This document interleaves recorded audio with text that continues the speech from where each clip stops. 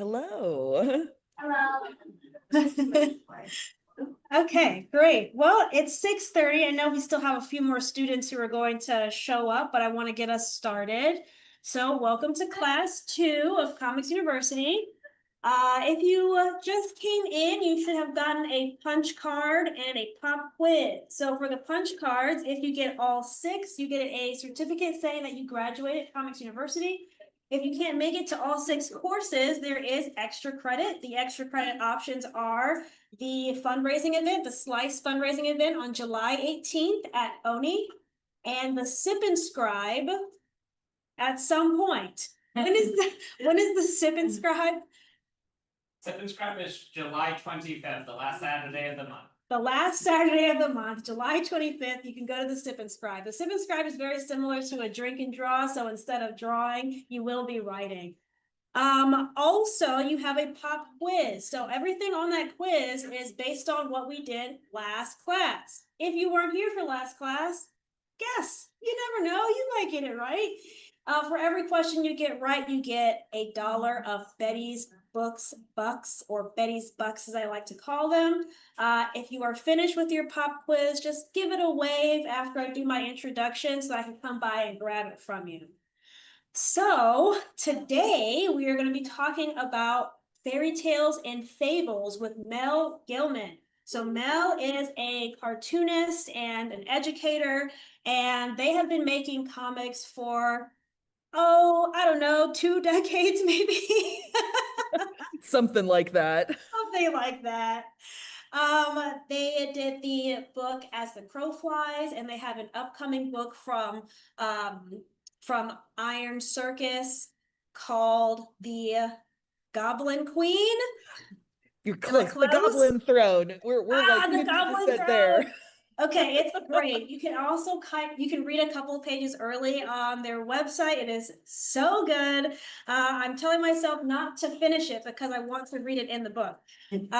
So yes, that's what you got. You got some options for reading the Goblin Throne. All right, so I'm going to hand it over to Mel. Mel is going to walk us through what we're going to be doing today. They'll start off with a little bit of a lecture, and then we're going to get into actually doing some drawing. So are you guys ready? Okay, great. Mel, are you ready? I am ready. Do I need to hold off for pop quiz purposes? I'm just gonna walk around and grab them from people. They can pay attention. Great. I think you're all good to get started.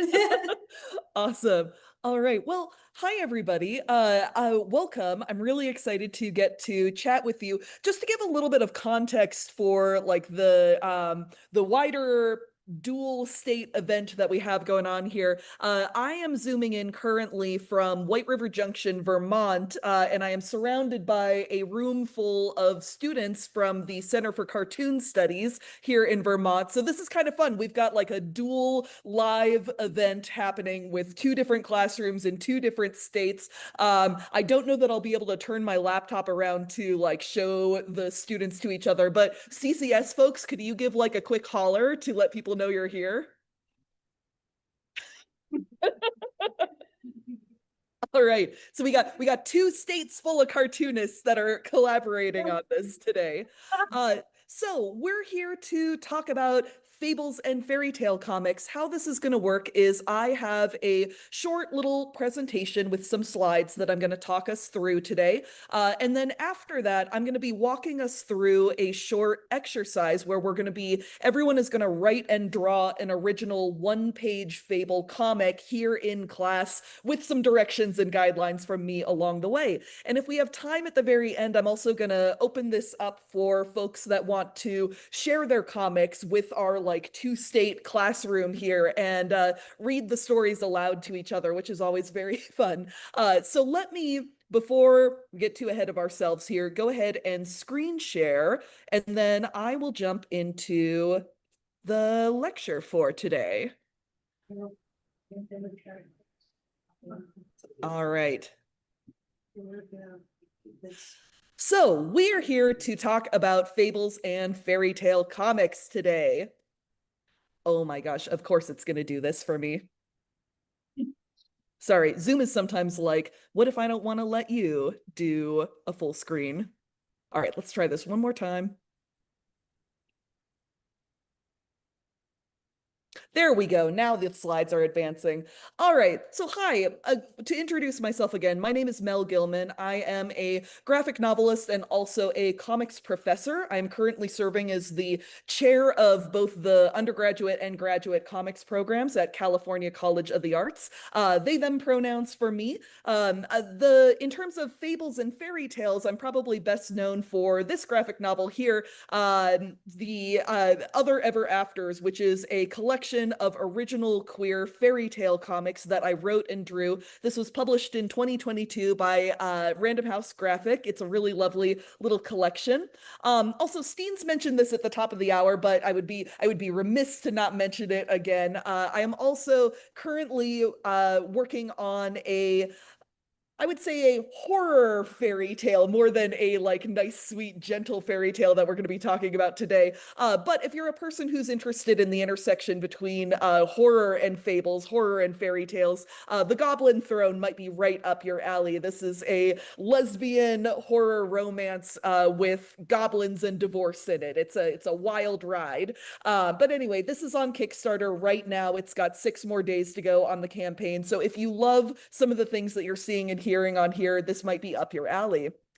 Okay, so to talk a little bit about what we're going to be going over today, today we're going to be talking about the process of writing and drawing an original fairy tale or fable comic. So what we're not really talking about today is doing adaptations. We're not necessarily talking about like taking an existing fairy tale or fable and adapting it into the comics medium, which plenty of artists do, and it's great. But we're talking more about how do you write an original story that is borrowing from fairy tales and fables and is using some of those structural components in order to tell a story that you came up with yourself.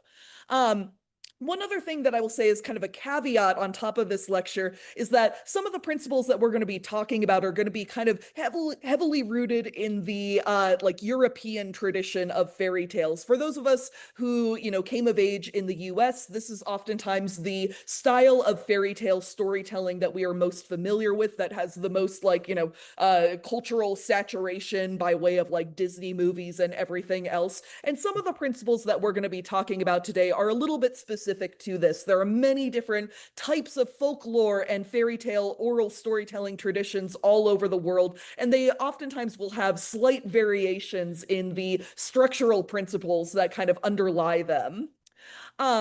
So why are we talking about fables and fairy tales at all? One of the things that I love about working in this style is that fables are arguably our oldest and longest lived form of storytelling as humans that we still have access to today.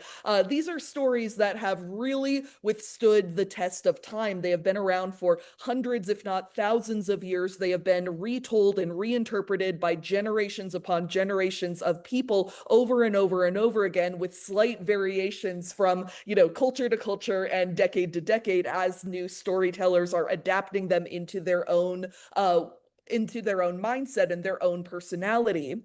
One of the other cool things about fairy tales is that this is one of our few, surviving traditions of storytelling today in the modern age that really has its roots in oral storytelling. This is a story structure that is meant to be told verbally, that is meant to be told in groups around a campfire. It's meant to be spoken word in a lot of ways, and there's elements of that we can pull into even the comics that we are making, even if they're not always being read aloud.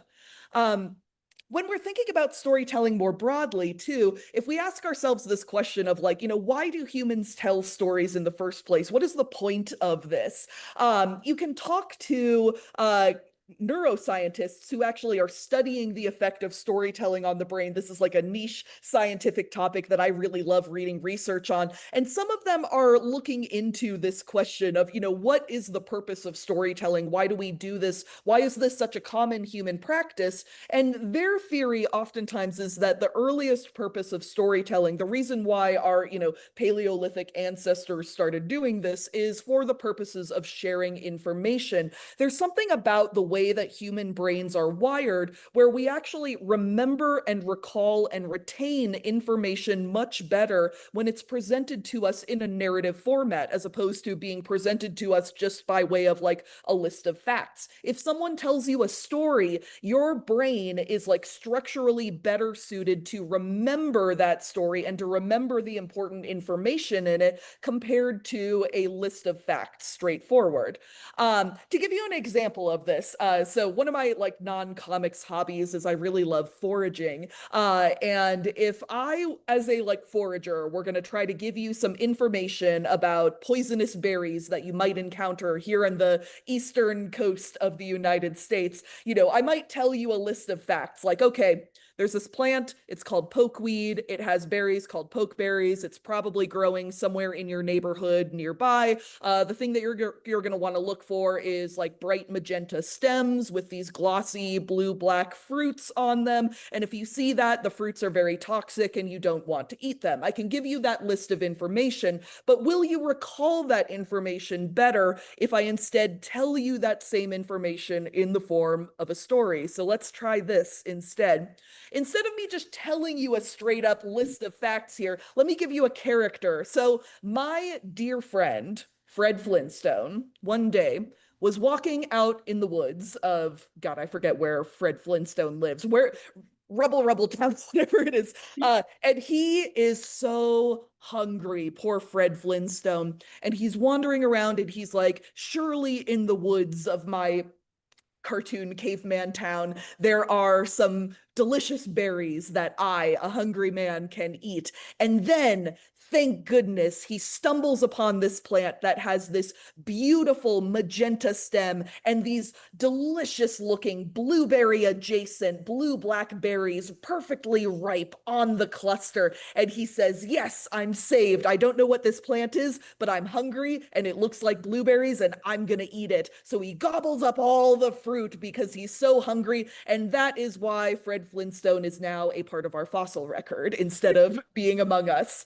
So here, I've told you the same information, but because it's presented in narrative format, our brains are oftentimes better wired to recall this information. If you are in the woods next time and you encounter this, you're more likely to remember this information because I told it to you in the form of a story here.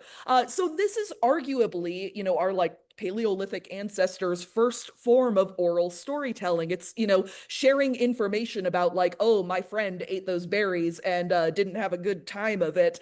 So you probably shouldn't eat those berries. This is a story and it's meant to deliver information from one person to another. This is a way for us to learn from each other's experiences. And having this, neural architecture that's hardwired to remember narrative, to remember story, and to be interested in the stories and experiences of other people, it actually gives us kind of a survival advantage because we don't have to, for instance, go out into the woods and try every single berry in order to learn for ourselves which ones are poisonous and which ones are good to eat. We can learn from other people's experiences if we are wired to remember storytelling. So, arguably, this is where the fable tradition comes from. Our earliest fables, in some ways, are just taking that story that I told you about Fred Flintstone and the berries and moving it into a slightly more complicated and more allegorical context. As human societies got bigger and more complicated and,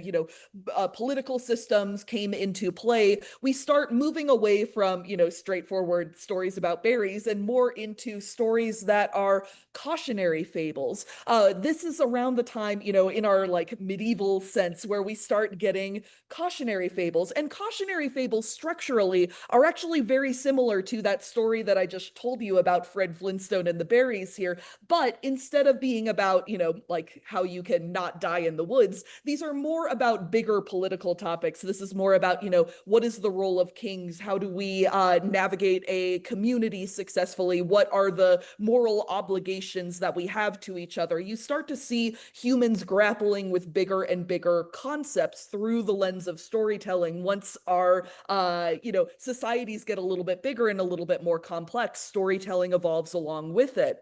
With cautionary fables, the structure here is usually pretty straightforward. This is a three-part story that we are telling to our listeners.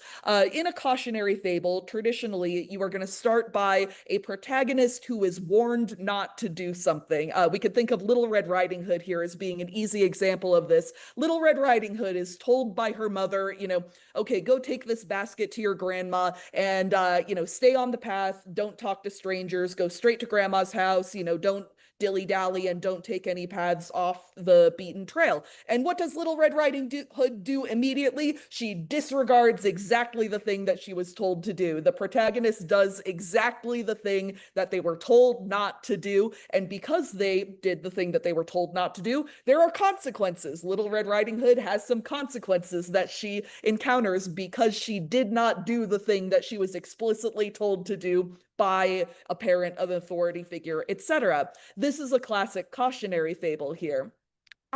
Cautionary fables are oftentimes kind of vehicles for moral or safety lessons that adults create in order to give lessons to children, which makes them sound very moralistic in a way, but they're also kind of serving a purpose here when we think of them through the lens of allegory. Little Red Riding Hood is not necessarily a story where the moral is, don't talk to wolves specifically. It's more like, as children, you should be a little bit of afraid of, going off the path when you're alone in the woods. You should be a little afraid of strangers. You should be a little afraid of going places that you haven't been before, and, getting lost along the way. If you're at least a little bit afraid of these things, you're probably less likely to get into trouble or get into danger as a kid.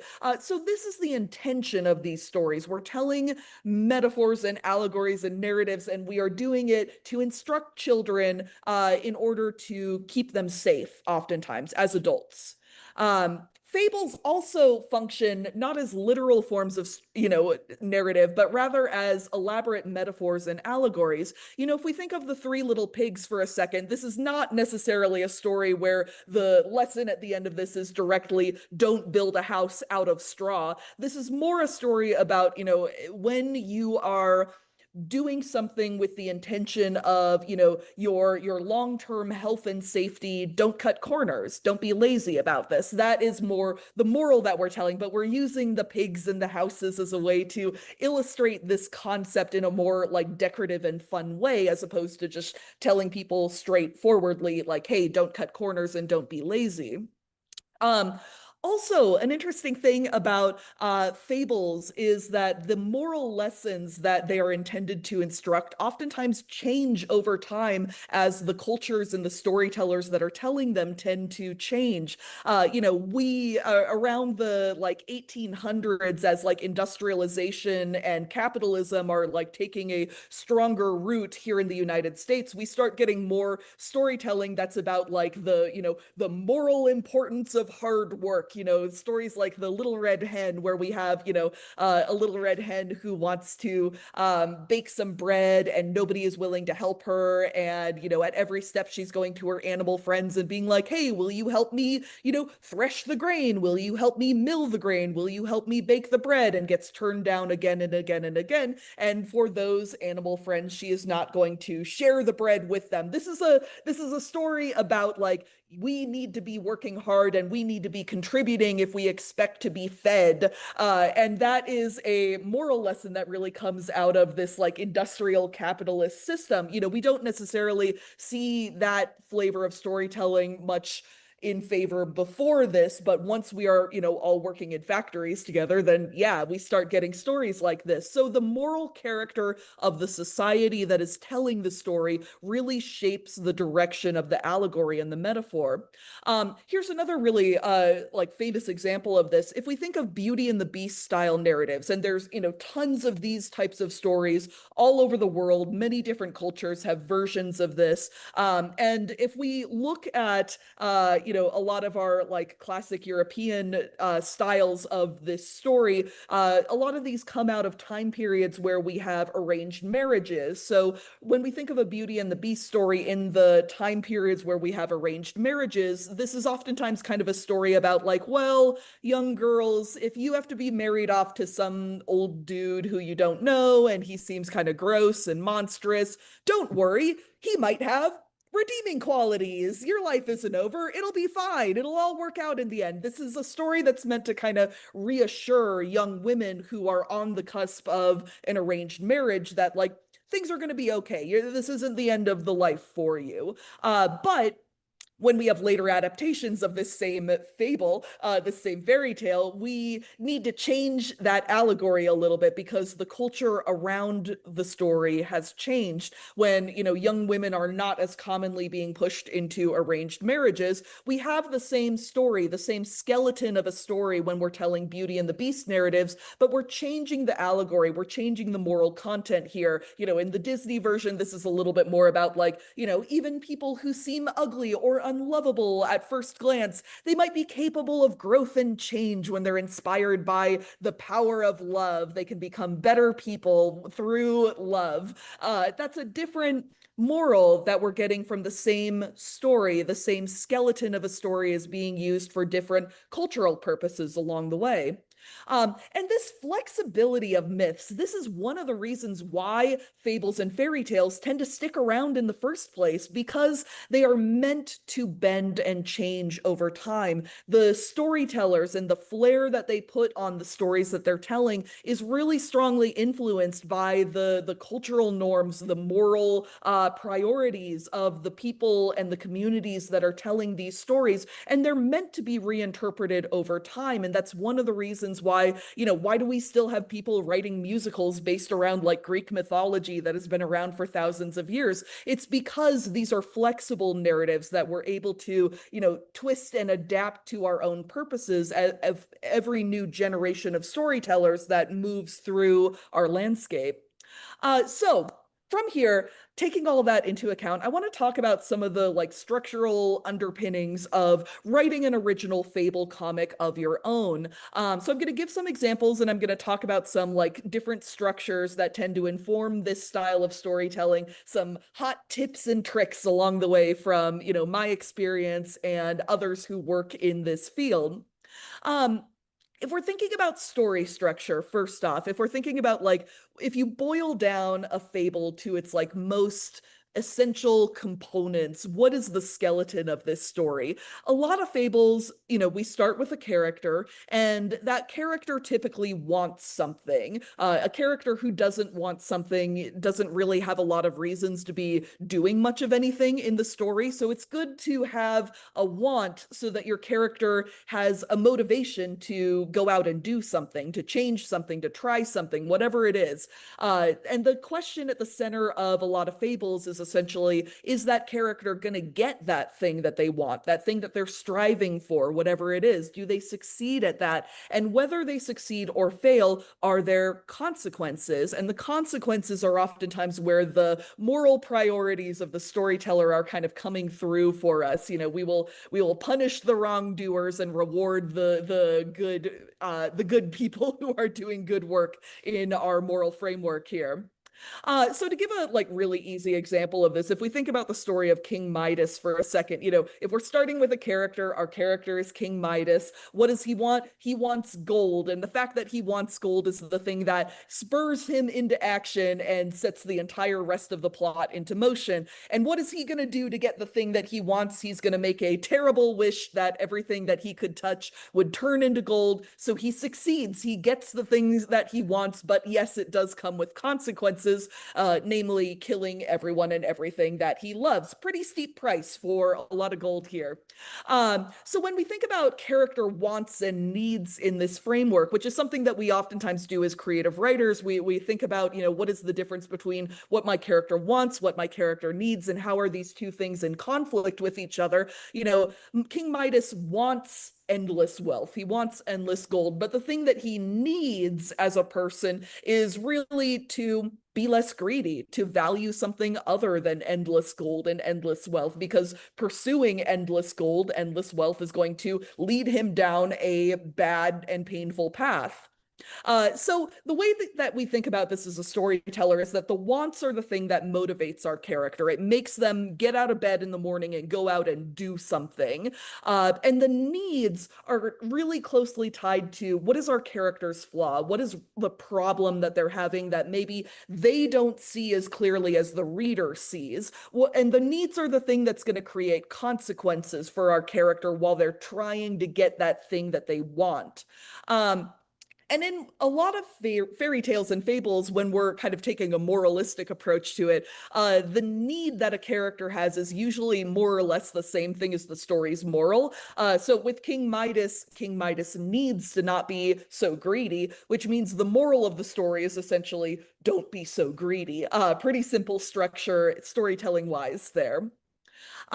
But as we're all kind of familiar with, especially anybody who has read enough children's literature to be able to, have experienced this firsthand, heavy-handed morals in fairy tales can really flatten a narrative. If we're putting books into the hands of children, especially where we're like, here you go, kids, the Berenstain Bears are going to teach you a lesson about telling the truth. And that lesson is, if you don't tell the truth, your parents will be sad at you. Consequences. That heavy-handed moral tends to kind of flatten a story. And I also think even with kids, they're smart enough to recognize when adults are kind of like talking down to them or are building a story just to like deliver a moral in the most straightforward way possible. We gotta give kids a little bit more benefit of the doubt in terms of like intelligence and insight here as readers. Another really common fable structure that we should talk about here is the rule of three. There's probably folks in the room that have heard of this before, but I'll kind of walk you through what this is so we're all on the same page here.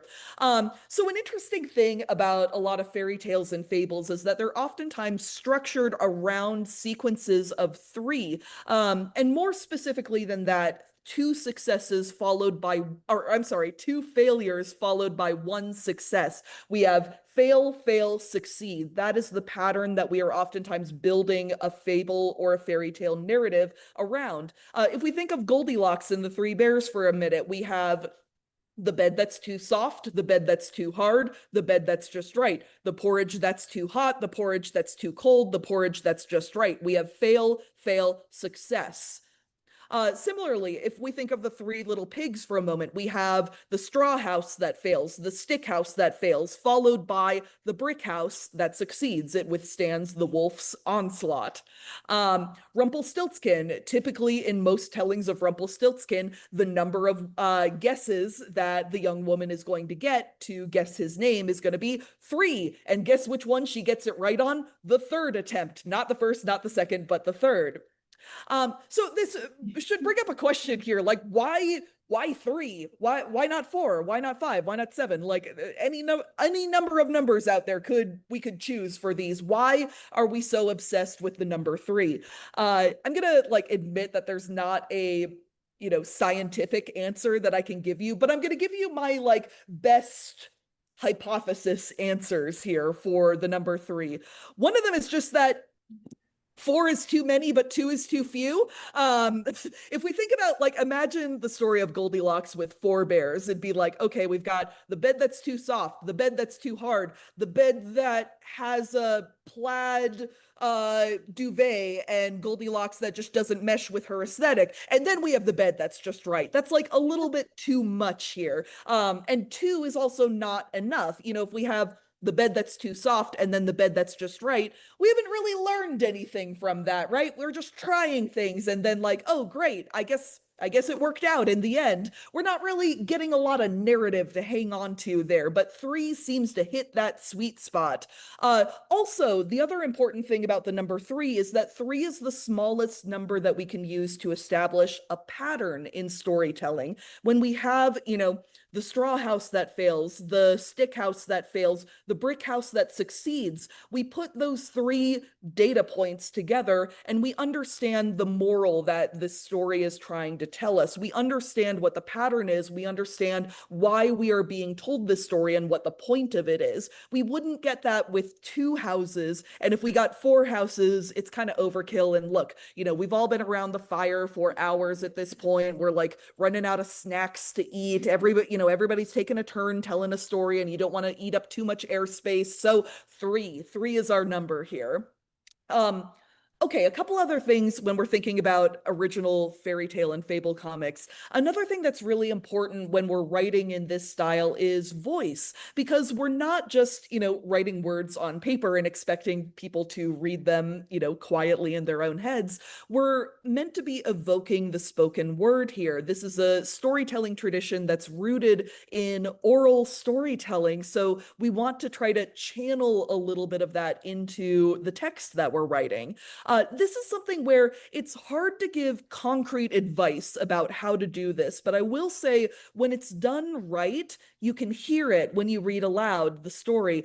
So I brought in a couple pages from graphic novelists who have written these fairy tales and fables, and I'm going to read a couple of them aloud to you so we can hear specifically that smoothness and that evenness of the rhythm that is making its way through the voice of the narration in this comic. Here's a spread from E.M. Carroll's book, Through the Woods. There once was a young girl who lived at the edge of the deep, dense forest. Before she left for her mother's house, her father told her, "Don't linger in the woods. Travel swift and safe. There are wolves circling in the dark." "Yes, Papa."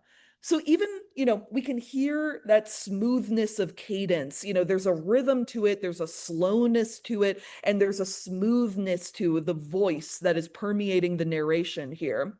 Here's another example, this one from Nico Bocalan. "I loved her from the moment I saw her, her long black hair, her rosy lips, and her beautiful big gray eyes.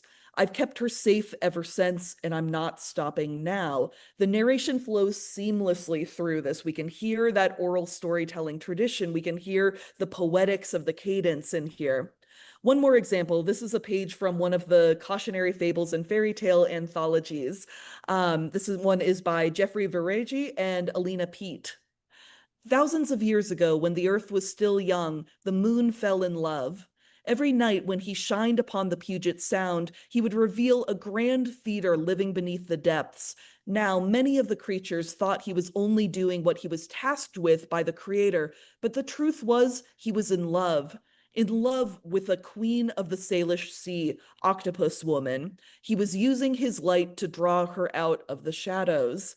I love this page, by the way, because it transitions from that fairy tale narration into dialogue, and you can hear the dramatic tone shift as soon as we do that. Wait, I thought squids were the ones who liked light. There's such a dramatic shift in that language there intentionally, because we're going from that smooth, even, rhythmic fairy tale narration to, regular spoken English here.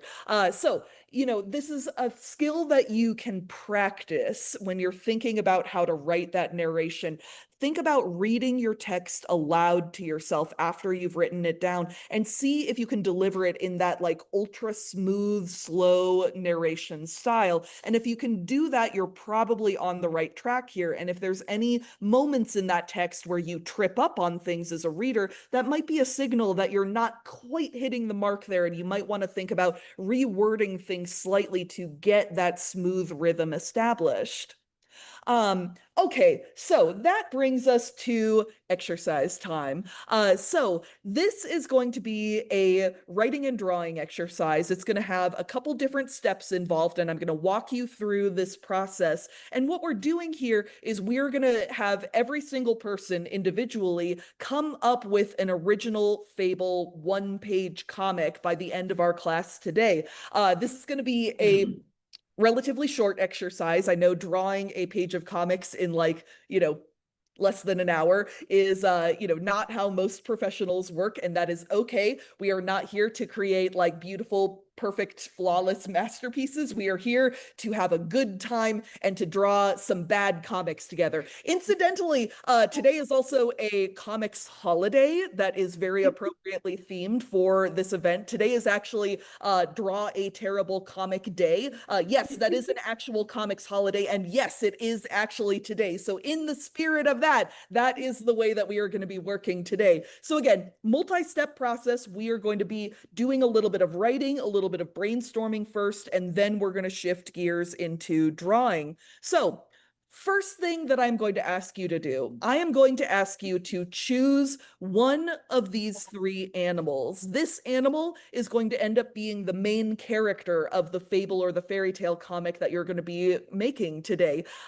You don't necessarily have to choose, like, that exact frog with that exact bow tie on, but, think about you're going to work with a frog or a mouse or a rat. I'll let you choose however you want to interpret that, or a bird. Which one of these three would you like to do? Once you've chosen your animal, if you have a piece of scratch paper in front of you, go ahead and just like write it at the top, seal the deal, sign the contract. You have committed to your animal choice here. Okay, once you have chosen your animal, here's what comes next. I want you to spend a few minutes brainstorming a list of things that this animal could want. And with this exercise, the point is the weirder, the better. We are making fairy tales, we are making fables here. The things that this animal wants do not have to make rational sense. What I'm going to do is I'm going to set a timer for 5 minutes here, and I'm going to ask you to brainstorm as many possibilities for a fairy tale want that this animal could possibly have. Good ideas, bad ideas, all ideas. I just want you to keep your pencil moving for 5 minutes as much as possible. By the way, if you're the kind of person who tends to get really stuck when it comes to brainstorming, I have a hot tip for you, which is if you get that log jam in your brain, you're like, oh my God, I can't think of a single thing that a mouse would want. What do mice want? It makes no sense. What I want you to do is I want you to stop trying to come up with good ideas and instead start coming up with bad ideas on purpose. What is the worst, stupidest thing that a mouse could want? What is the dumbest idea that you could bring into a fairy tale or a fable comic? Start writing those ones down instead. The reason why that will hopefully work for you is because that means you have immediately taken pressure off of yourself to perform well here. You are instead giving yourself permission, in fact, a mandate to perform poorly and to do the worst job that you possibly can, coming up with ideas. And that should hopefully start breaking up the logjam in your brain. And also, sometimes those bad ideas turn out to be really good ideas. So, I am going to set a timer here. This is just a brainstorming exercise. Write down everything you can think of for one of these animals, what they could want. All right, 5 minutes. We're starting the clock. Get started writing.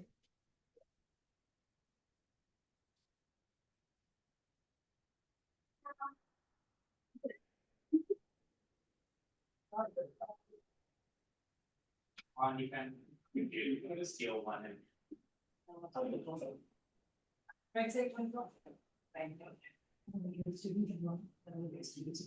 Also, to finish your papas, and you haven't given it to me yet. Again. Get those baby pots when you still can. This is.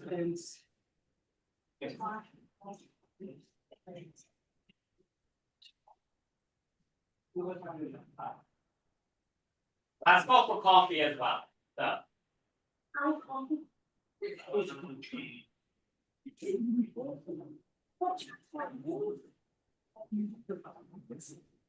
Brainstorming. Give me something there's oh, no, there's that.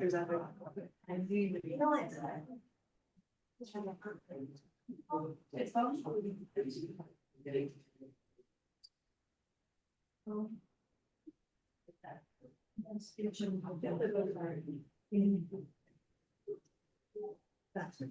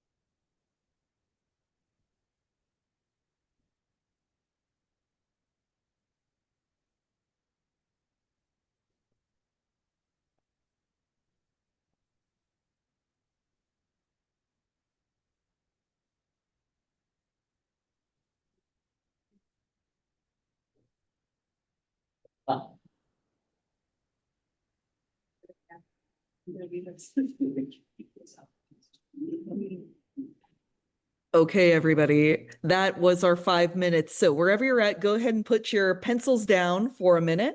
I'm gonna talk us through the next step of this exercise here. So next up, with this list of wants, first off, I want you to go ahead and choose one of those wants off of your list. Just whatever appeals to you the most off of that list that you just brainstorm. Go ahead and circle it once you have made your choice. We are committing to our want here for our animal.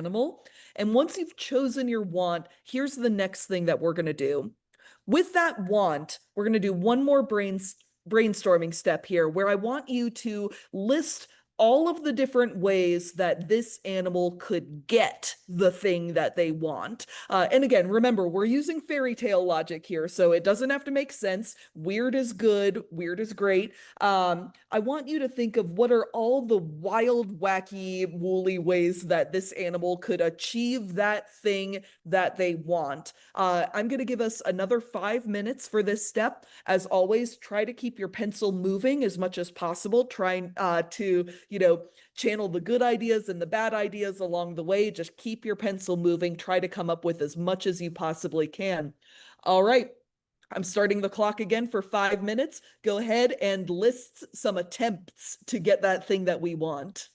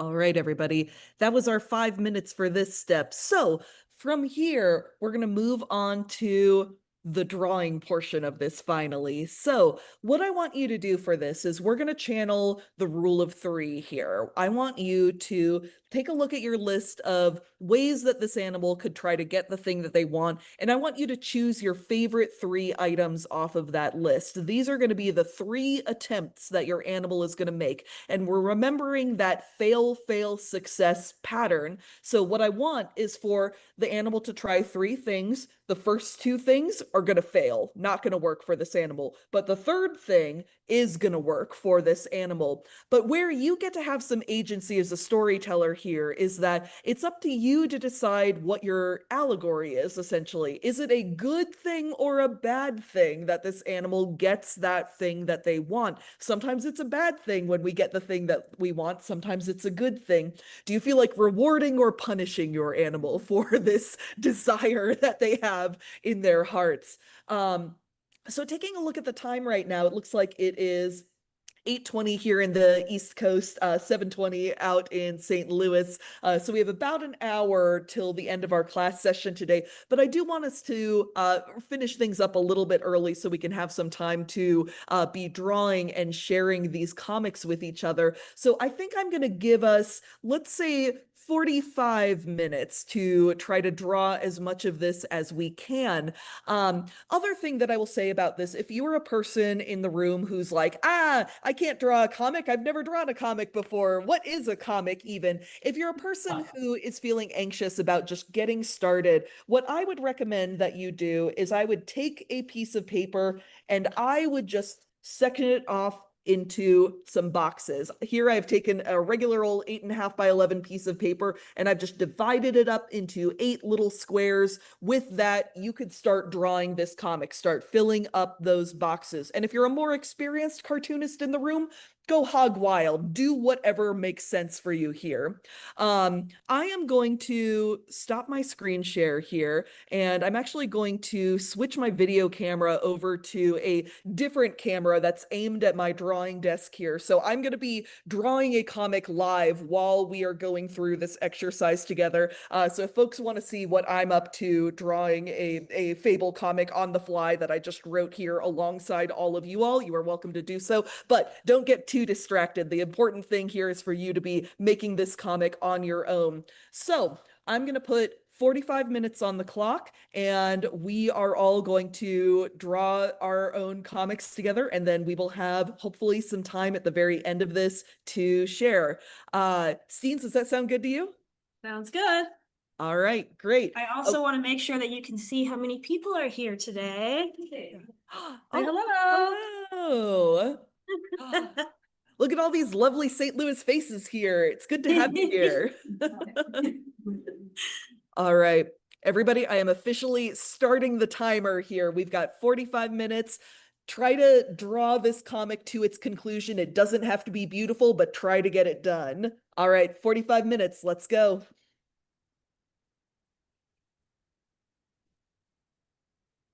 Cheese. I'm not the other way, so I can go to the bathroom without the people in the. I was gonna turn. Unless you know, I was just like, hey guys, I got pee.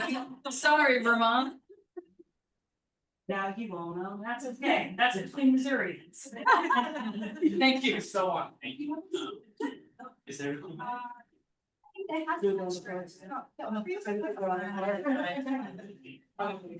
Yeah. I understand.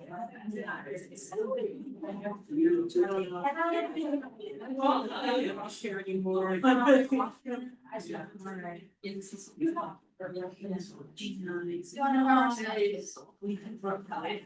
stop.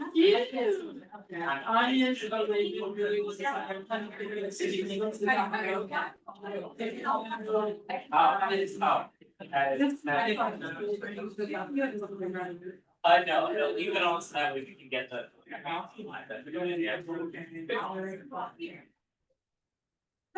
I don't know, and also it's nice to have someone. Just We'll figure out what they do with the ending later. Well, ask you, OBS. I can, yeah, sorry. We should pull. Yes, we- That's the way. Yeah, it's gonna be that, be a good idea, so. Sorry. Oh, yeah, join us. No, I think I'll let you out my love. Okay. You guys know it? Yeah.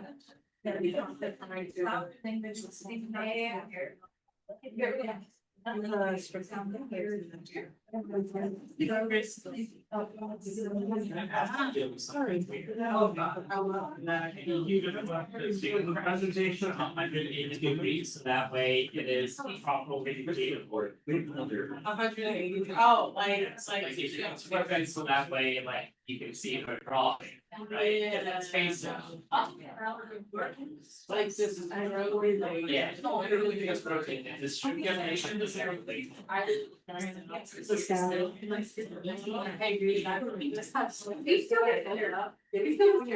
Yeah. Yes. Oh, incredible stuff. Thank you so much. Hey, it's. Cool. I'm not sure if there's even going on.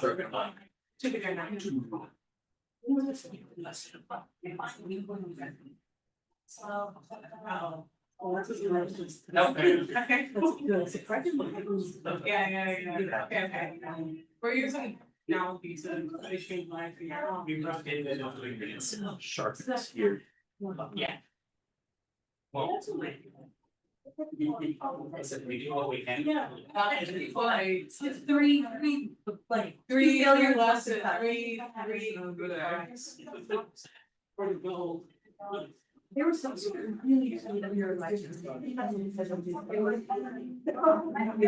is not right. Thank you. Okay. One comment from that. Yes. Yeah, I'll see you later. Because you're.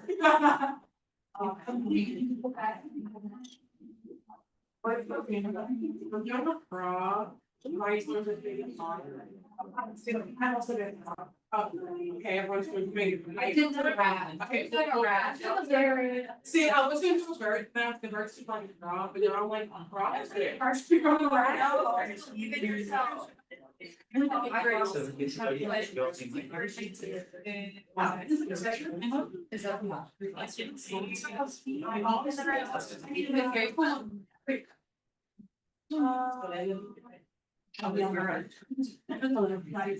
Yeah, really.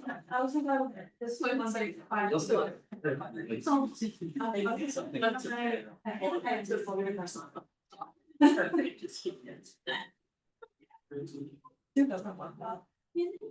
I'm sure you have to be away, but I didn't.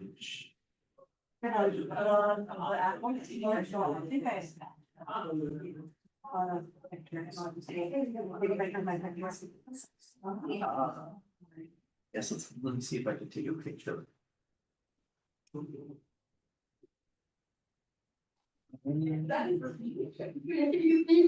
Shows up. I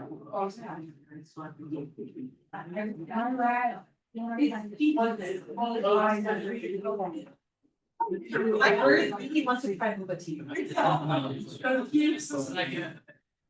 You're annoying. How is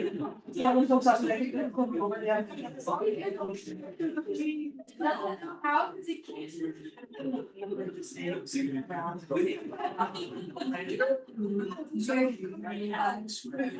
I think it's not as hot, so.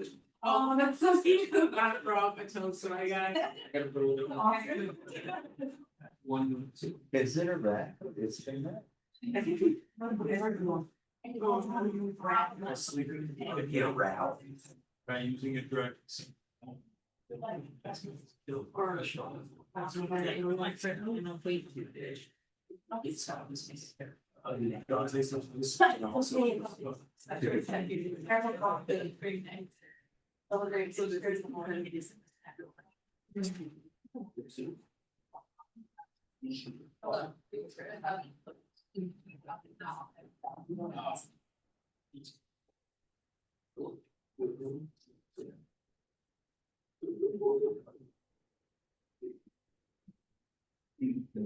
Yeah.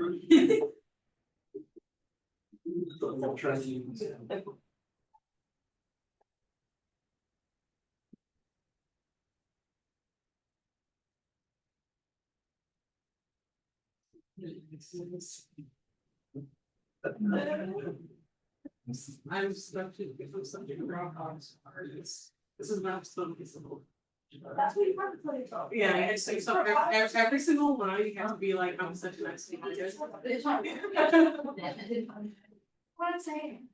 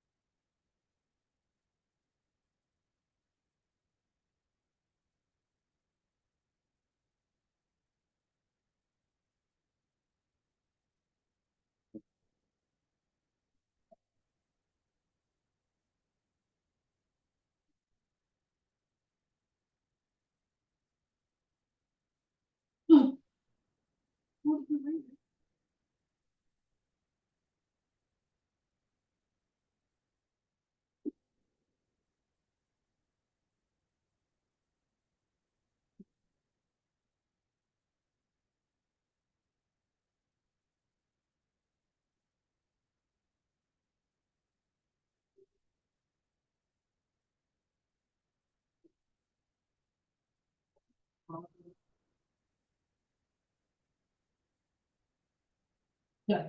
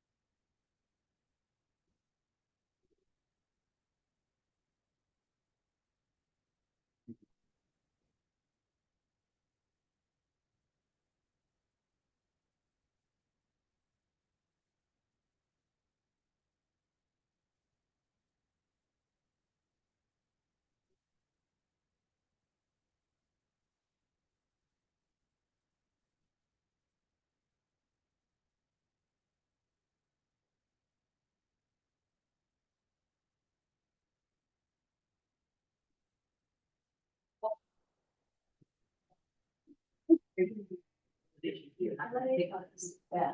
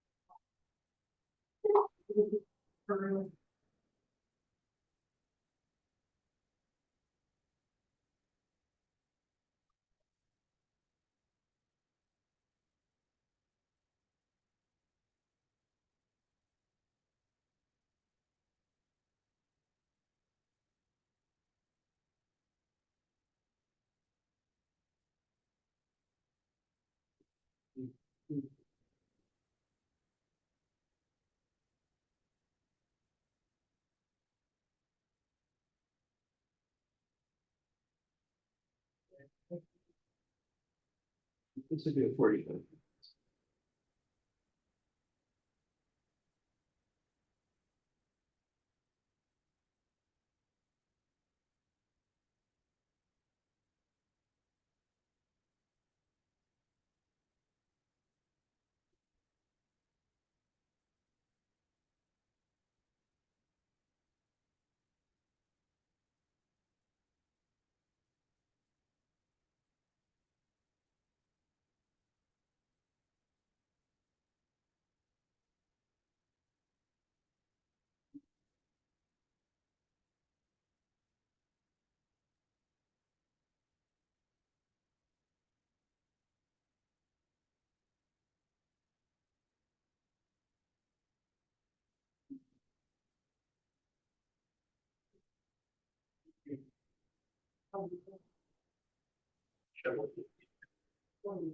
Is it the first one I've not heard?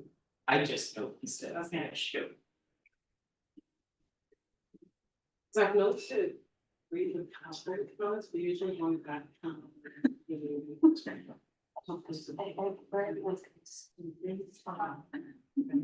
Yes.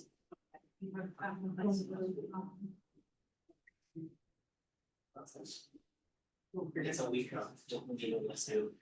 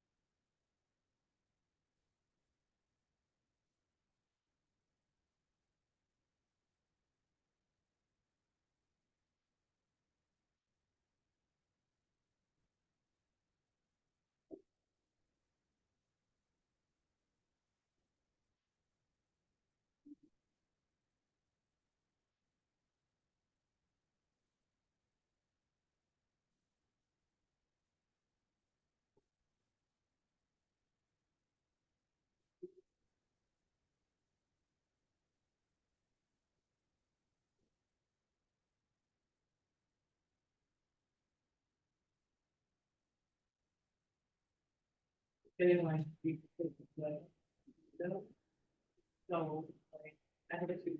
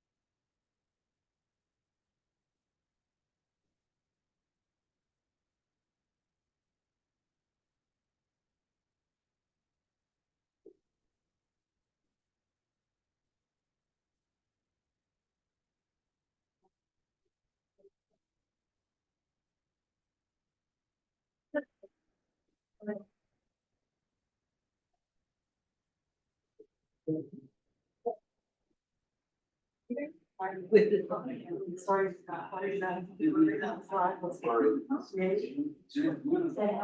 yeah, I prefer. Stupid. I don't like. Strong lights are having my mom out.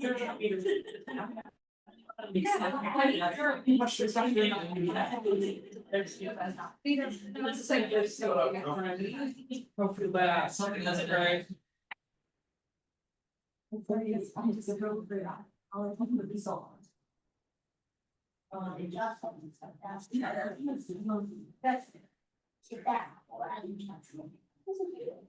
I'm not saying very much.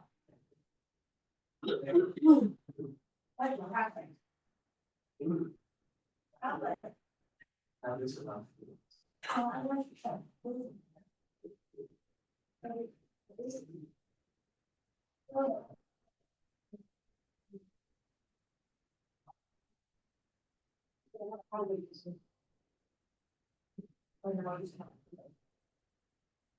Just.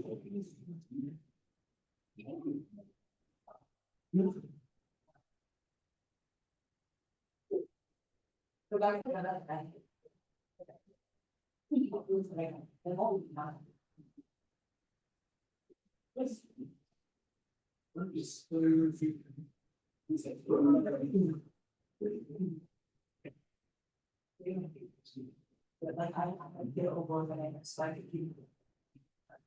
Like really, really totally with both of them.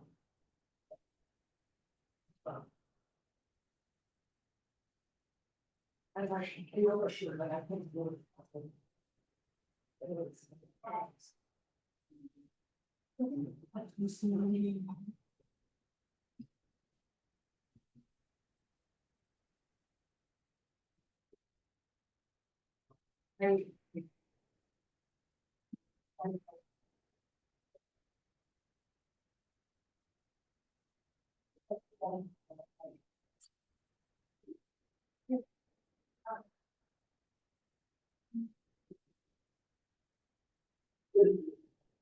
It's basically.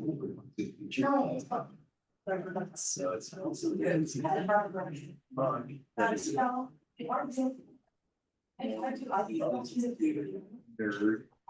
has a crisis in character. I think it's the term. Does his training and the communication rights. And then it's.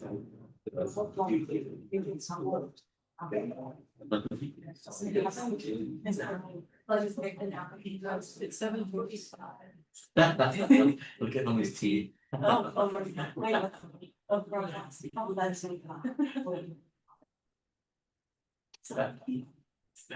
Oh my god, that's so good. I hope more space. The next page.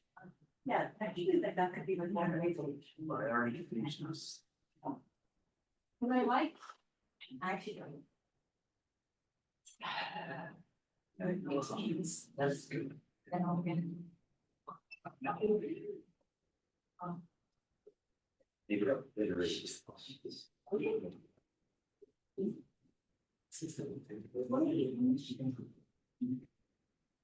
it looks like this is our third, but we're actually waiting.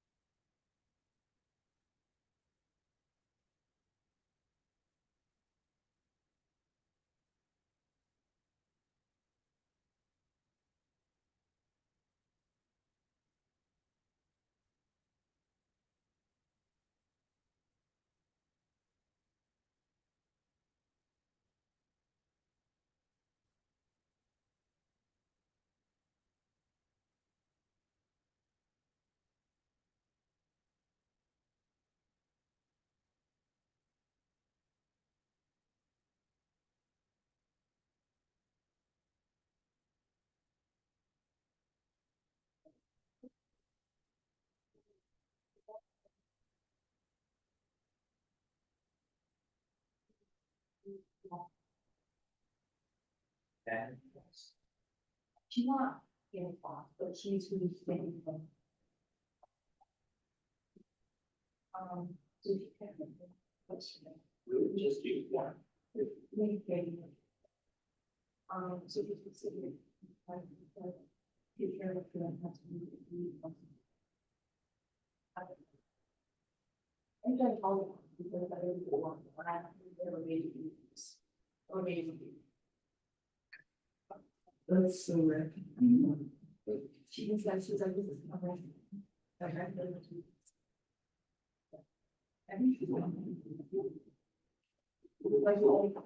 all of it. Yes. Which one thing I will be going to do that. She will be this one, that's even second do that. Okay, so.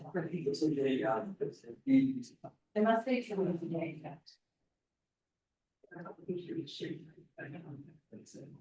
Oh, no, and I find it that I. Here. Was it? Yeah. Yeah. Yeah. Yeah. Yeah. I talked to her, but she's actually, she's like. It's set up so.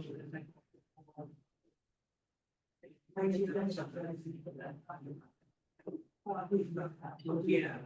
On this thing, I think. I think my appreciation for campus. And very, interesting fact, it's just a practice of art.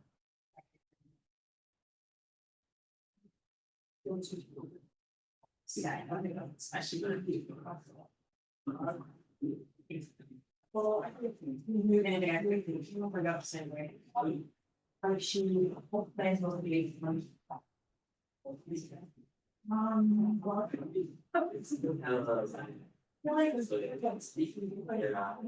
love when that's it.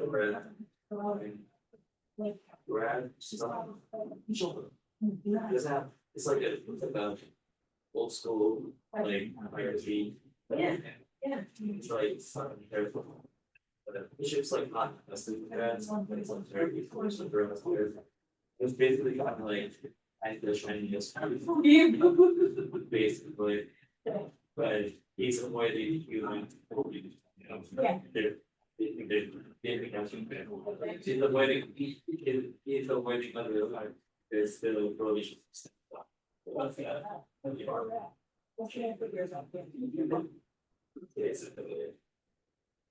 That's great. Also, really wants to talk about you. Yeah. Yeah.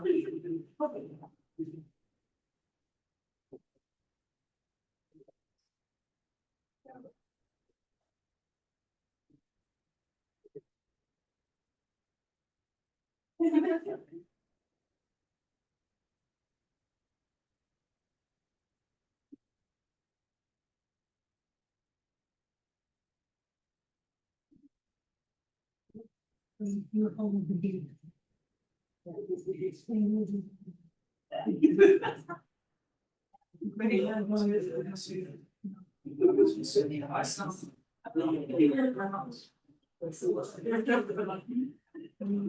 time I'm going to on my list, I'm like, really, and make a trade. I'm like, oh, you're right, you know. It's great to black text, I have that going on. Wish I would call. Oh, I thought I had. Yeah. Go on, I gave you.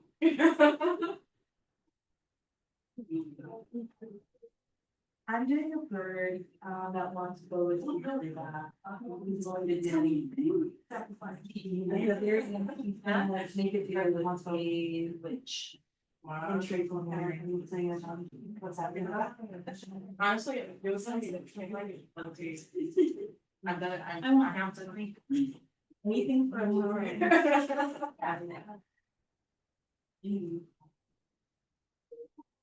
Mine was about so. You can try everything. It's the way I wrote those letters. This is not, it's not real. Thank you.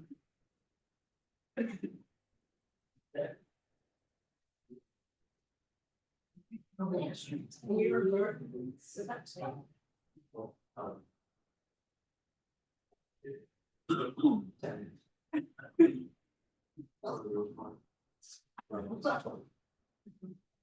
so good.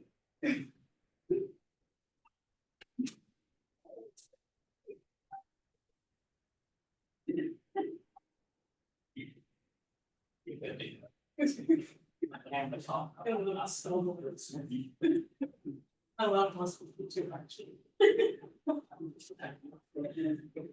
Yeah, it's really solid top five cultures.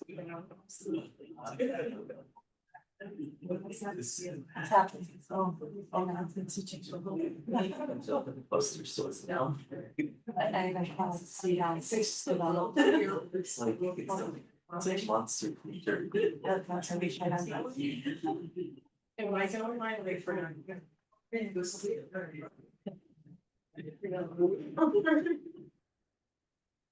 Yeah, that's what I do.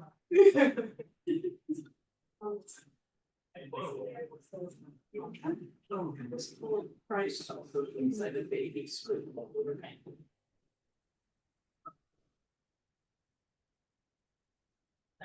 Colby, come back and chat. Did anyone leave it at all? It's stuff out of the notepad somewhere.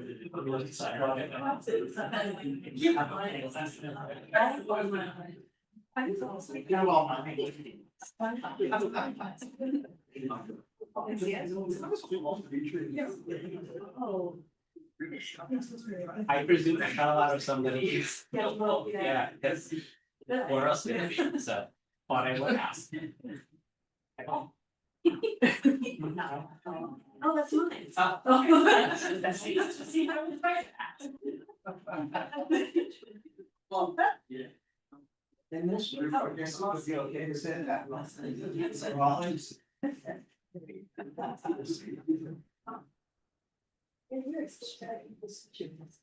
You know, David just trying to get new knitting needles. So they tried to make big sticks and they broke. Trying to take them from an old lady.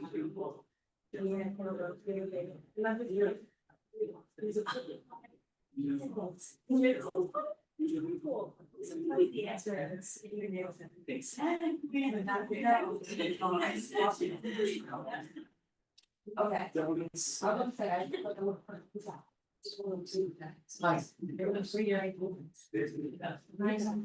Mine is that. It's too crowded. Yeah,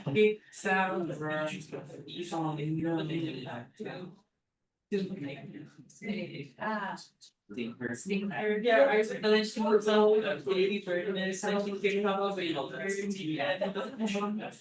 back and she takes her off. And then she ends up in a cave with a bear, which she cannot fight. So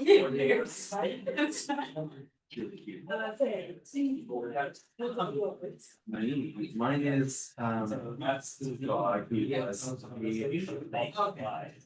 fighter or whatever, I got to keep. And then he's having crazy character, then he gets to and he has the training moment. And he's like, that's the dog that I. You know, everybody wants it.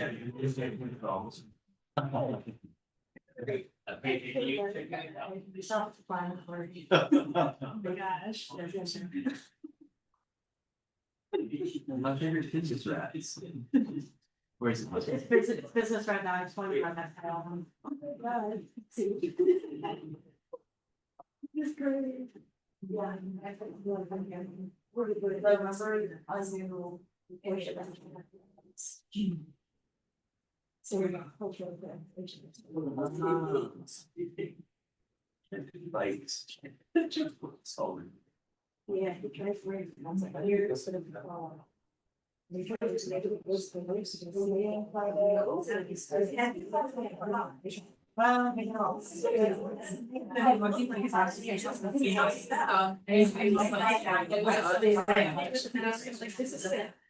Really many. Appreciate your right now.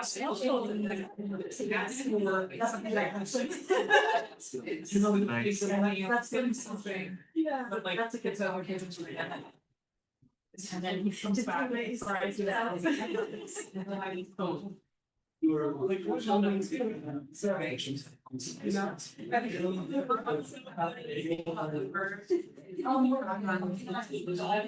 I would also like beautiful brightness and actually so she tries to.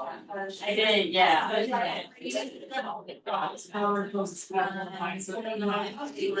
Like class leaders, but now first. And then she is wearing a cap, so you guys all this. It's like, you show me, I think it's big, I don't think it's like, oh, yeah. Already, is that off?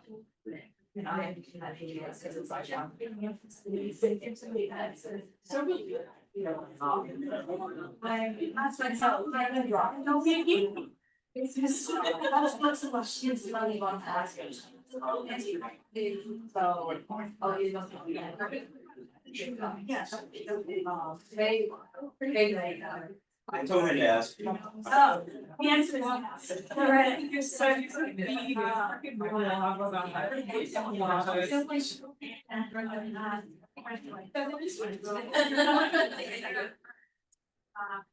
yeah. For others, it's like, Yeah, so you guys just. Oh, no, nice. Why? And send people, now it's.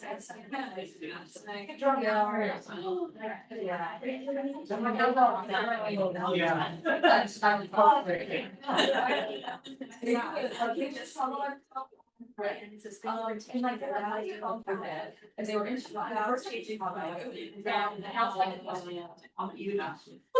Oh my god. And they get there. Yeah. Well, we're so you're like. Oh, yeah. Are there any?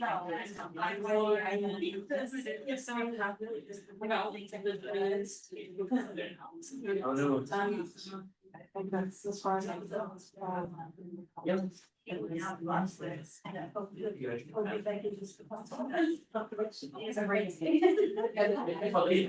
Yeah. You, I have lots of people, I know. I did like 45 minutes, but rest.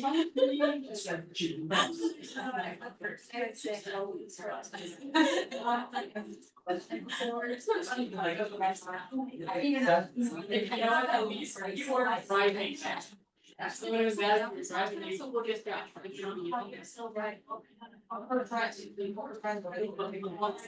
That's fine, huh? It's like your first. Yeah. Yeah.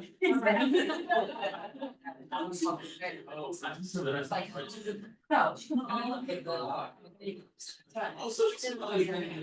I know, she was, she did like, oh, I realized, like, I got dated, I have so many birds. I know they're at his house, they actually. I sure, I have a whole. I like to congratulate. There's no. Yeah. Which is. Yeah. Oh, it's literally something. Yeah. Or you might wanna go workshop, it's like, sure, yeah, get your secret books and. You know, yeah. It's like, yeah.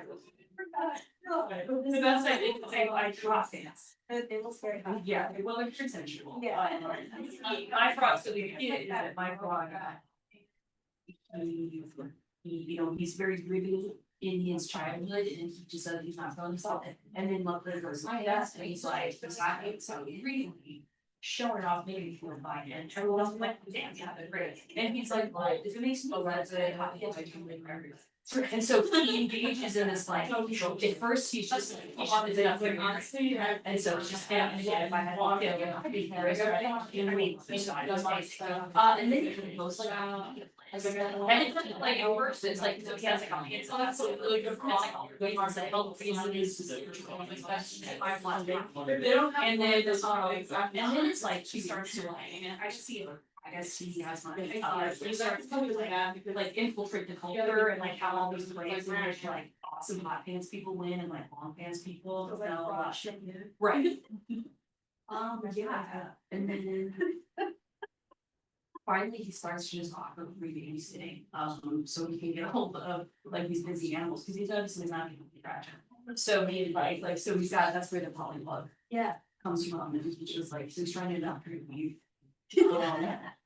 And he gets to polylog and he realizes that he can't get a job. Yeah. Yeah. Starts to, that's starting to be like, oh, whoa, wait a minute. He's seen all the children, some of them kind of in their heads and stuff, like all that stuff, and he's just like, oh, whoa, wait a minute. These kids are crying. Maybe hot hands like one. And then he had a friend. Yeah, it so like, it's just like. Big problem, big up.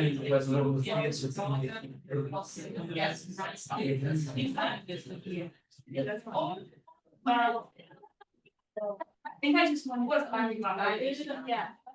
Very happy, because I thought she like literally got it, she's like, no. for someone who is like constantly. My God. I think this is. And I was like, Just like, I just think. yeah, should you have more story by the time I get home? Like, this is, as a teacher, like, this is the part I need to see. Like, students who come ever, I struggle, like, I must be around pain, and you're like, why, I introduce the idea, so I.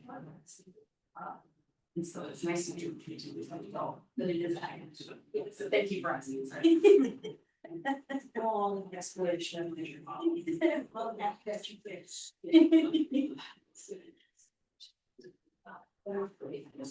It's wrong to me.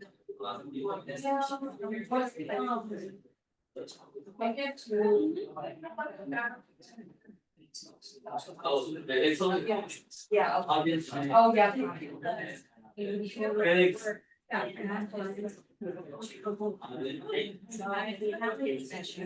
It's not big old dog, yes, and sometimes they're very.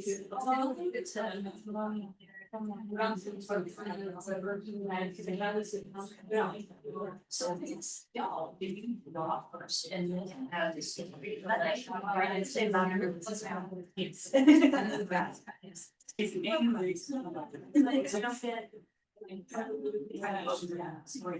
supposed to start off.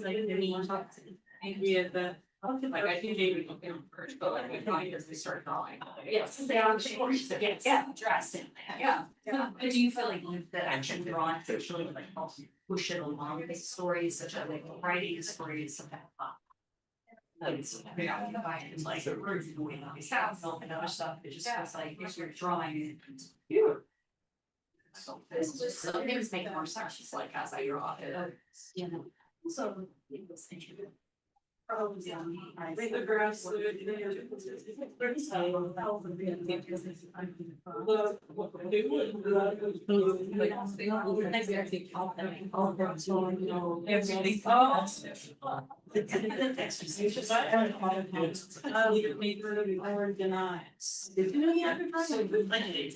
that are like. But they're not. I always like so Like, you see, like, are you really it out? Like, how is it? If you win your bets. I could see the image in my brain. It's also from self-defense. Well, the other one has like. Yeah, it's just.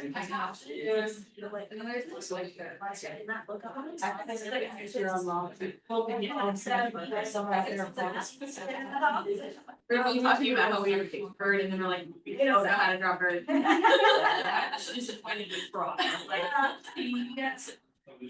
No, I think it's several years ago. There's a little bit more like teeth for two. Some of them know something. Yeah. Dress gorgeous. Yeah. You're fun. You want whatever. Yeah, exactly. The practice got so cool. It makes me sweat. They literally did. Yeah. Thanks for giving me. Yes, you're not clearly not in a good way. It's not just something. Yeah.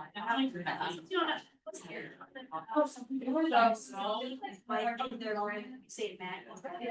I always thought that was like either full back or so there's like a little span for My heart, I don't remember where it's like, something feature, some kind of like that where he can, something like that, he can't picture. Yeah. So I found to feel like why you better get started on it. They got the car down and down. Yeah. No. I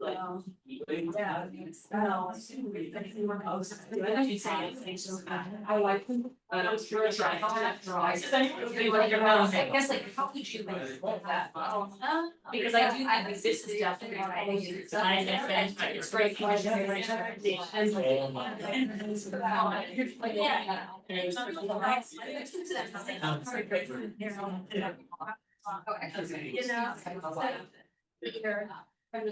Quite long. I see part of that. So is it draw? You. It was that's a pretty good start. Yeah. It's a pretty good start.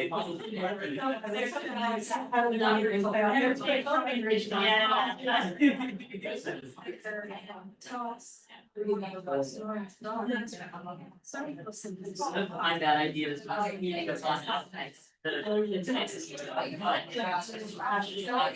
Yeah. If folks are hearing me over the Zoom, that is 45 minutes on my clock here. So let's go ahead with the remaining time we have. Let's switch gears and open up some time for volunteers to share their work with the class. Just to like break the ice, I'm happy to read the one that I've been drawing up here first, just to like be the first person out of the gate to go here. So I'm going to switch cameras one more time and I will show you the comic that I ended up drawing in the 45 minutes here. Okay, let me do this. Okay, I'm going to flip this around so it's a little bit easier to see here. So the comic that I ended up doing, I'm calling this one Frog Wants Teeth. We have a frog who lives in a beautiful pond, and he happens to notice that every day humans come by his pond and pose for photos together with their beautiful teeth. And he fantasizes about maybe one day I too could be in those photos, but he only has horrible frog gums. I don't know if frogs have gums. They do in this comic. And he imagines with horror that everyone will shun him for his lack of teeth. But if he had beautiful teeth, then everyone would immediately fall in love with him and all of his problems would be solved. So how is he going to get teeth? First off, he travels to the bottom of the pond and picks up a bunch of pebbles and then shoves them in his mouth and tries to have a beautiful smile for the camera here. And all it does is it sends all of the birds at the pond flying away in terror. Then we see him very morosely traveling through the world, wondering how is he going to get his teeth. And he finds a knife on the ground, a discarded picnic knife. And he says, I will carve teeth out of wood with my knife that I have just found. He starts sawing at a nearby tree, but his plastic knife that he found on the ground is insufficient to carve down a tree. The night falls, and he is in trying to get my camera here. He is in despair. He is in the dark night of the soul here. But he lifts himself up for one more attempt because he got to do things 3 times in fairy tales. And he sees an old man sleeping on a park bench nearby him. And the old man does happen to have teeth. He reaches up tentatively, and yes, he succeeds. He pulls the dentures out of this man. And also, here's the point of this story where I had like 30 seconds left and I also was out of page space. So I just flipped it onto the back and was like, and then everyone loves him for his teeth. Yay! All right. So a happy ending for our little guy here. Let me like throw this over to the St. Louis crew first. Is there someone over there who would want to like come up to the camera and like show your comic off and read it aloud to us? Anyone? Anyone? I can go first if you guys want. Okay. Great, I'll go first. All right. So I did a comic about a bird who wants to be a mouse. And he's like, I want to be a mouse. I love mouse culture. Can I be you? And the mouse is like, I don't know. And so the bird friends are like, dude, what? We're birds. And he goes, well, I'll show you. You'll see. And so he puts on some Mickey Mouse ears first. He's like, oh, this is perfect. But they fall off while he's flying. So yeah. And his bird friends think he's a stupid idiot for doing this anyway. And then he's like, I know, I'll take some snake oil and fashion out some whiskers for myself. Unfortunately, it weighs him down. So now he can't fly. And so the mouse is like, instead of trying to look like me, maybe you should just do mouse stuff. Do you want to hibernate with me? And his friends are like, oh my God, say yes. And so they all hibernate together and they're like, why would we ever fly south? We should be hibernating forever. And the bird is so happy. And in the end, he says, thank you, mouse, for teaching me that I should be appreciating culture without changing who I am. And the mouse says, anytime, now take me flying. So, Yeah. Beautiful. all right. Any students over there who are interested in showing off? Is there a CCS folk? Yeah, we've got someone coming up. Come on up. Here, Yay, come on up. All right, here, I can switch over to the other camera again. All right. So yeah, you can put it under here. Okay. This is The Mouse Searches for Fame. Oh, how I wish I could be famous like Remy or Mickey or the mouse with the cookie. Girlfriend says, I love you just as you are, baby. Yet the mouse yearned for more. So he got to work. Dancing. No one watched my TikTok dances. Now he's making art. Oh. Etsy original painting made by real mouse, $1,000. No one bought my paintings.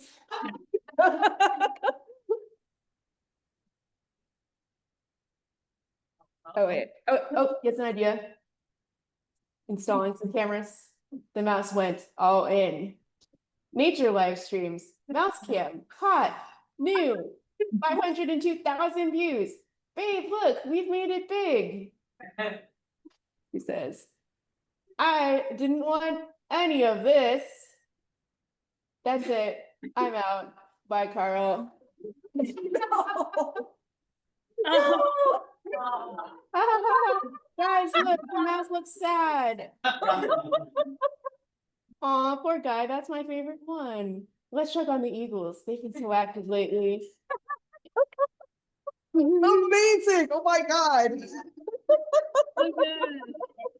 Okay, anyone else from St. Louis? Come on up, yay!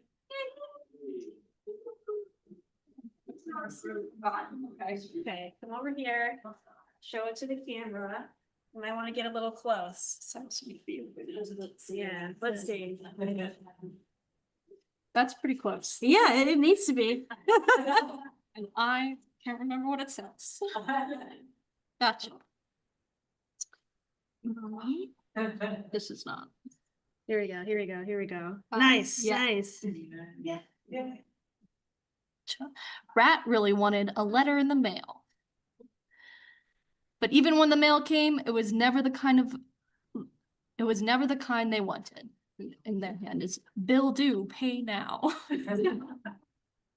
Rat's neighbor Mole knows Rat felt lonely and had an idea. Hey Rat, I wrote you a letter. Rat was so excited, but and then the letter says, Dear Rat, howdy, love Mole.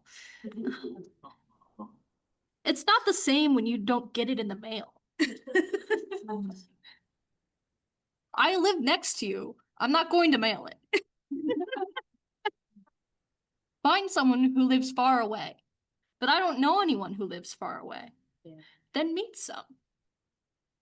So Rat took a trip and talked to a lot of critters, and they made many friends. And now their mailbox is always full. Oh, that one was so sweet. So sweet. All right, is there a CCS person who wants to share? Y'all are being too shy. We love dark. We also have one person here who wants to share. Ooh, okay, let's do another one from your end. Okay, come on. Show it like this. Yeah, just come close to it. Okay. Yeah. Yeah, great. Okay. Oh God. This is called Bat Alone. And this bat, she's tired of living with every bat in her cave. She's just exhausted of living with so many bats. So then she starts looking for a new home and she finds a beehive and she goes inside the beehive and terrorizes all the bees to leave. And then she makes the beehive into her new home until the queen beehive, what do you call it, stings? Yeah. Stings the bat to leave their home. So the bat leaves angry and she finds a baby bird nest and she scares them all away until the mom, and makes that her home until all the bird mom comes back and pecks her away until she finds a cave when there's a bear. And she can't fight that, so she lives with it. Oh. Beautiful. I love those watercolors. Oh my gosh. All right. Grand. Because we have another from St. Louis. All right, let's do it. Let's do another St. Louis. Can they see it? Yeah, yeah. So come over this way. Oh, yeah, there we go. See it. I can't see the words, so I'm gonna have to kind of guess. Perfect. It's kind of, it's about a bird. This is out in a wood, not so far away, where the wind whistled through the thistles and the leaves, and the tallest pines kissed the sky. A bird unsatisfied with the humble looks Mother Nature bestowed on her. And then you can see the bird she wants to be beautiful. That's what the little bubble says. And the next one, the bird has an idea. The angel of earth, Mother Nature's flighted beauty, was not immune to nature's harsh hand. Her looks faded. She hatched not an egg, but a plan. Sorry.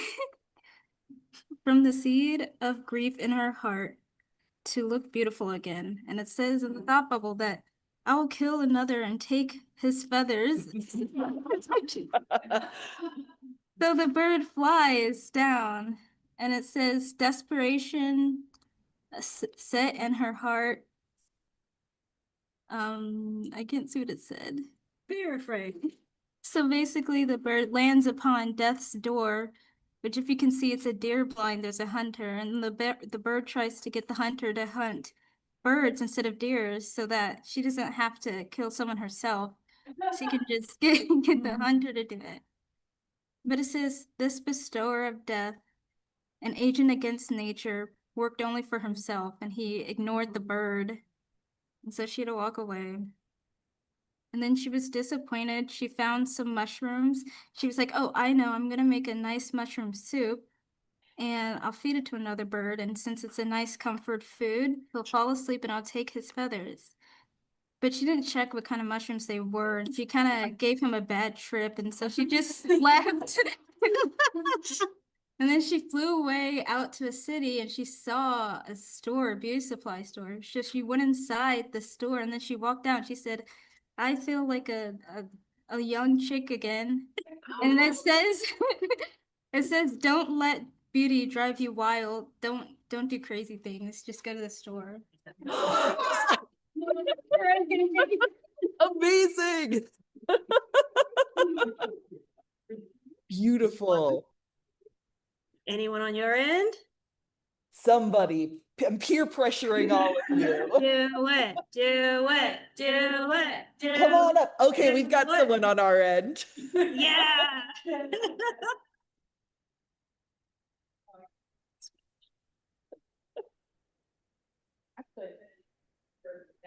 Oh. So I can hold it up and read my script. All right. So we can. But we don't have to also. Yeah, the elbow isn't working today. Yes. How do I do this? Just like this? Lay it flat. Yeah, you can lay it flat on the table. We can do. Yeah, there we go. There we go. Okay, there once was a crow in love with a carp. Her flashing fins, her glittery scales spoke to his heart. He brought her trinkets that he stole from the world of men. She darted to the surface, struck at them, and away, too swift for an embrace. Make sure I got the right way. Okay. He flew high into the sky and dived down, and you can see many things happen, and nearly died in the attempt. And then he sees Beaver with the dam and says, Brother Beaver, release your dam that I may embrace my love. And he bribes the beaver with corn and green beans. And the beaver releases the dam. And all of the fish lay gasping for breath. And Crow flew back and forth until he found her. Her scales dulled in the air, heaving to breathe. And he touches his forehead to hers. Foxes, bears, raccoons, and crows fell upon the pond and devoured the fish. And so this is bloody and red. To save her, he flew away with his love. And then twilight falls and she dies. And this is why there are no fish in Blackbird Pond. Oh. That was beautiful and heartbreaking. It's a bad romance. Oh. This is why we don't bribe beavers here. Yeah, bad idea. Okay, do we want to do one more? Oh, You have one more over there. Should I bring one more from St. Louis? bring one over from St. Louis. Okay. Okay, there are two people raising their hands. You raise your hand first. So I think you should come up and do it. Yeah. You raise your hand first.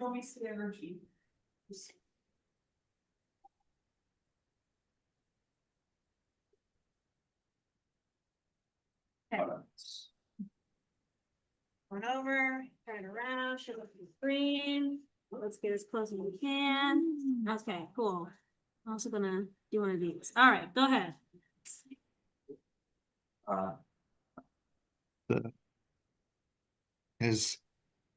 He likes pens.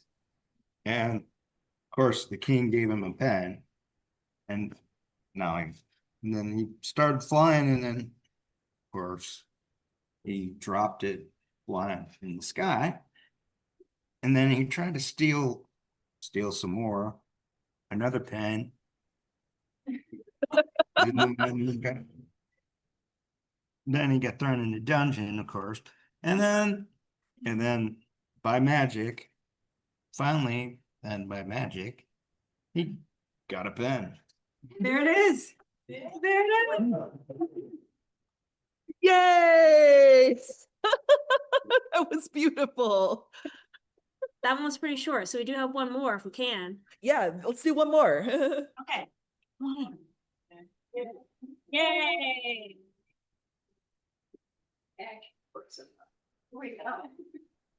Hold on.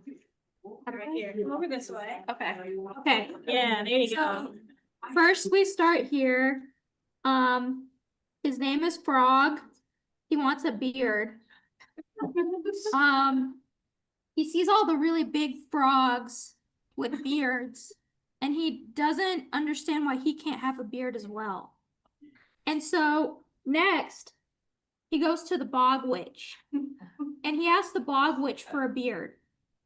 And so the bog witch says, okay, go to the pond and go get some kelp and use that as a beard.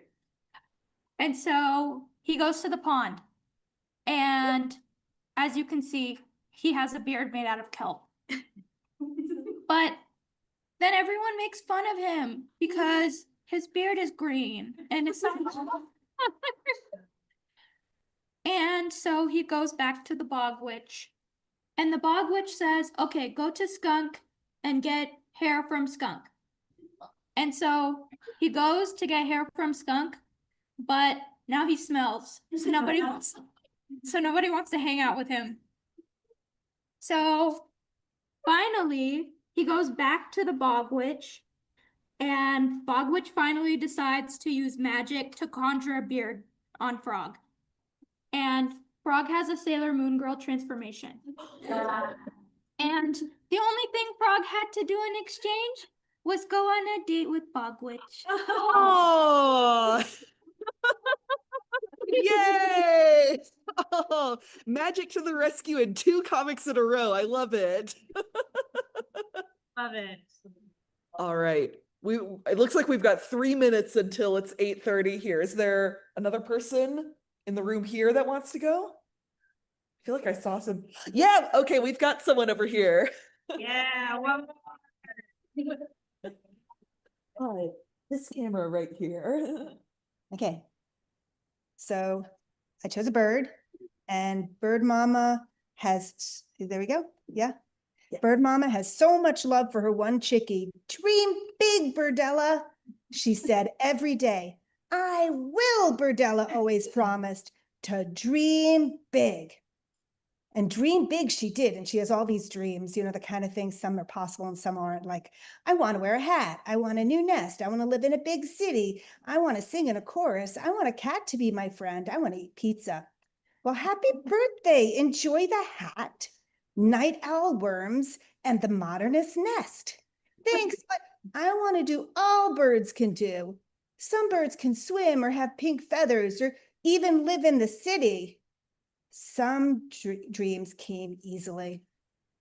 No chickie of mine is doing those things. Those aren't big dreams. They are nightmares. I guess I can't tell her about my play date with Ducky.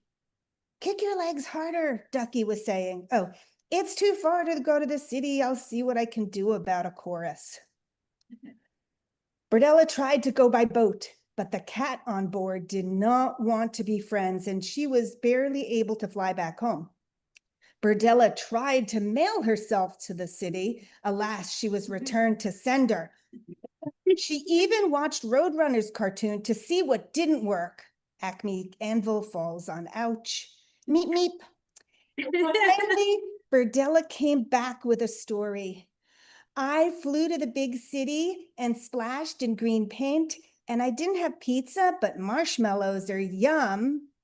One more page. But your feathers are still red, and where is your pillow? Oops, I guess I did dream big. Oh,